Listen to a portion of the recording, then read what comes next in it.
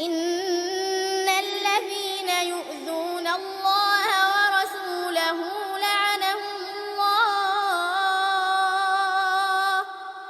إن الذين يؤذون الله ورسوله لعنهم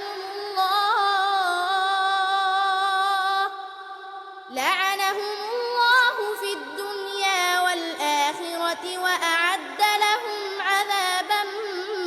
مهينا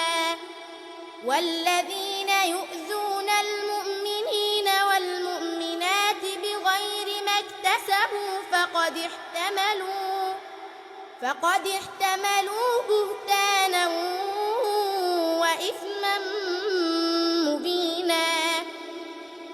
يا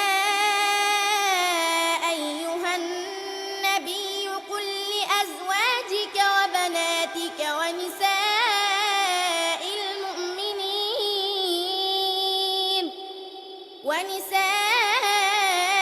المؤمنين يدنين عليهن من جلابيبهن ذلك أدنى أن يعرفن فلا يؤذين وكان الله غفورا رحيما لئن لم ينته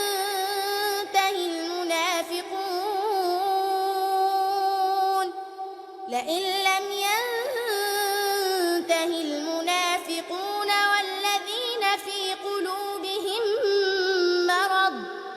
والذين في قلوبهم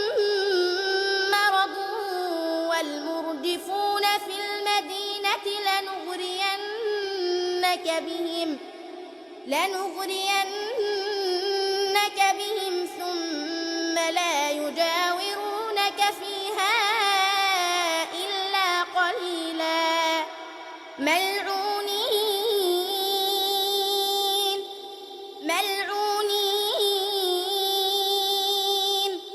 أينما ثقفوا أخذوا وقتلوا تقتيلا سنة الله في الذين خلوا من قبل ولن تجد لسنة الله تبديلا يسألك